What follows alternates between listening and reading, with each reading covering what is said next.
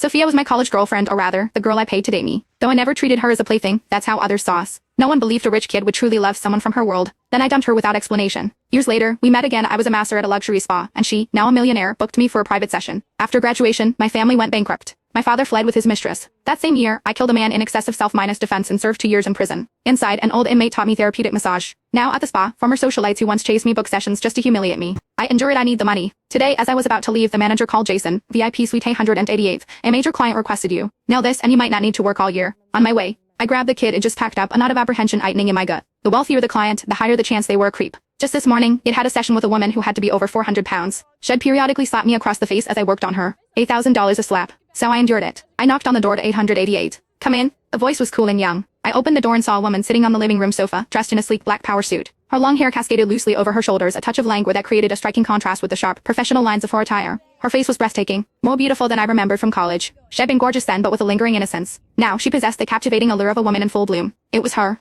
Sophia, the girl I had kept in college. Back then, her world had fallen apart. Her father, a construction worker, had been seriously injured on a job site, but the contractor skipped town without paying a cent. Faced with suffocating medical bills, she'd considered dropping out of school. Her mother, however, insisted she stay, saying it would be a waste for the family apparatus to quit. So, her underachieving younger brother dropped out instead and got a job at a bar. One night, some thug's girlfriend looked at him a little too long, and the thug and his friends broke her brother's legs. The shock sent her mother into a spiral, and she was hospitalized with a severe illness. Suddenly, the weight of her entire family landed on Sophia's shoulders. It was a burden so heavy that a young college student saw only one way out: selling her body. The campus rumor mill painted me as a playboy with deep pockets. I had in fact tried to flirt with her once, but she'd turned me down. I left her alone after that. I was more talk than action, a smart-minded ass who liked to flirt but never pushed it. But then, she found me. In front of a crowd of people, she announced she would be my girlfriend, on one condition: I had to lend her $500,000. I agreed to the loan but told her she didn't have to be my girlfriend. I wasn't the kind of guy who took advantage of someone's desperation. But the day I transferred the money, she showed up at my door. I was living in a sprawling penthouse I'd bought off Minus campus. It was raining, and the downpour had soaked her white blouse, making it cling to her. I wanted to look, but I didn't have the nerve. I let her in, found her some dry clothes, and we sat in silence. She was the one who finally broke it. Jason, until I pay back that $500,000, I'm yours. When the debt is clear, you can give me my freedom back. I wanted to tell her it was unnecessary, that the money meant less to me than what it's been tipping some streamer in a week.